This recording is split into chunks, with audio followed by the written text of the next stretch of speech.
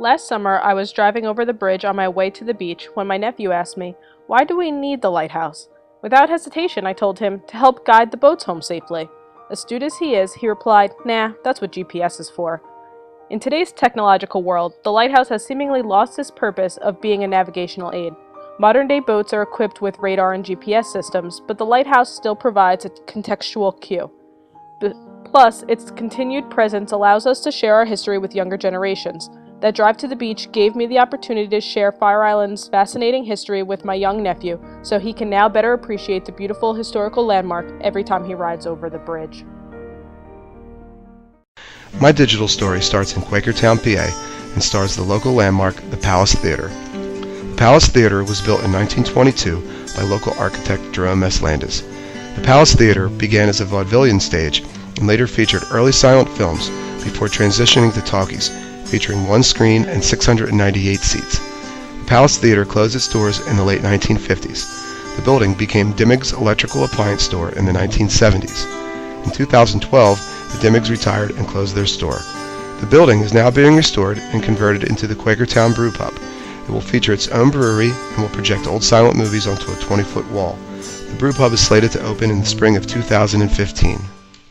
From industrialization to commercialism, Eddystone, Pennsylvania.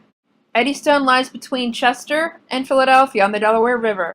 Eddystone is named after lighthouses on the English Channel. Each lighthouse is symbolic for 4 phases of my personal development.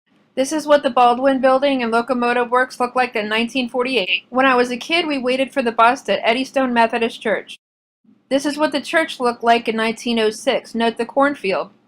This is what the church looks like today, May 2014.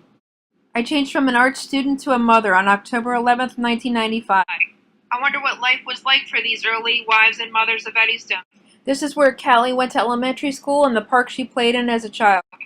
Stage 3, massive consumerism. The Baldwin Building on the left stands witness to relentless shoppers.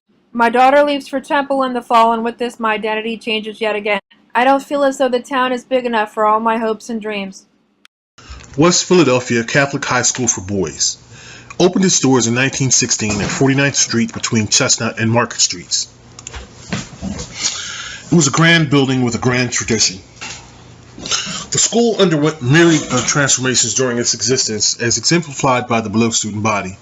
When I attended in the mid-1980s, the student body looked vastly different.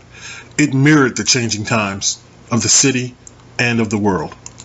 This building is important to me because I spent 9th and 10th grade at West Catholic Boys before transferring and graduating from Overbrook Senior High School.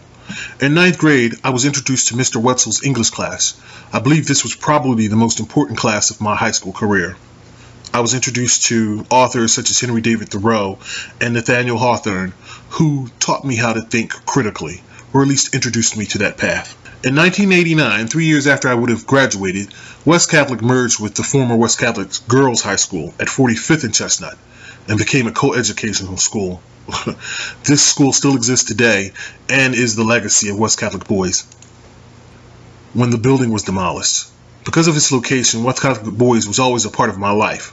I would see it on my way to work, and I would see it as I traversed the city.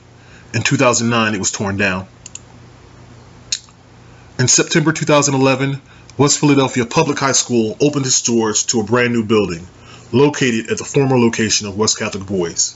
Times are changing.